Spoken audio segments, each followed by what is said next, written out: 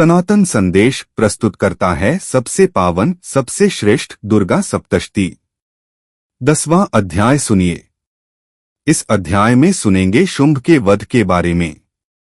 महर्षि मेधा ने कहा, हे राजन, अपने प्यारे भाई को मरा हुआ तथा सेना को नष्ट हुई देखकर क्रोध में भरकर दैत्यराज शुंभ कहने लगा, दुष्ट दुर्गा, तू अहंकार से गर्व मत कर, क्योंकि तू दूसरों के बल पर लड़ रही है। देवी ने कहा, हे दुष्ट, देख मैं तो अकेली ही हूं।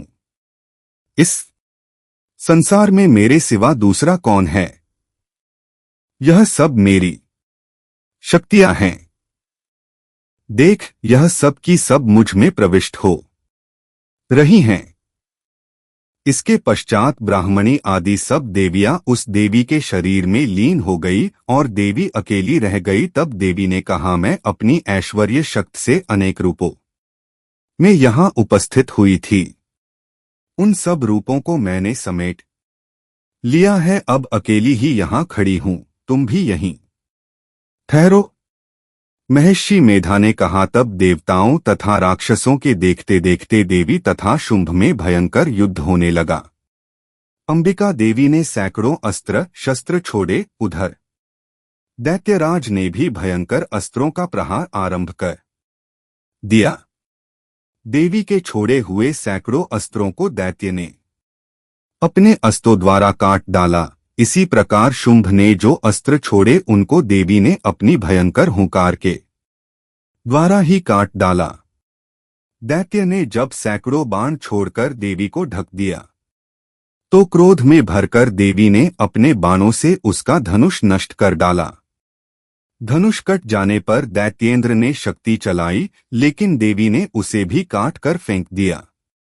फिर दैत्येंद्र चमकती हुई ढाल लेकर देवी की ओर दौड़ा, किंतु जब वह देवी के समीप पहुंचा तो देवी ने अपने तीक्ष्ण बाणों से उसकी चमकने वाली ढाल को भी काट डाला। फिर दैत्येंद्र का घोड़ा मर गया, रथ टूट गया, सारथी मारा गया। तब वह भयंकर मुद्दर लेकर देवी पर आक्रमण करने के लिए चला, किंतु देवी ने अपने तीक्ष्ण बाणों से उसके मुद्गर को भी काट दिया।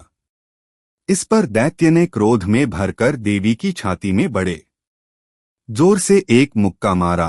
दैत्य ने जब देवी को मुक्का मारा तो देवी ने भी उसकी छाती में जोर से एक थप्पड़ मारा।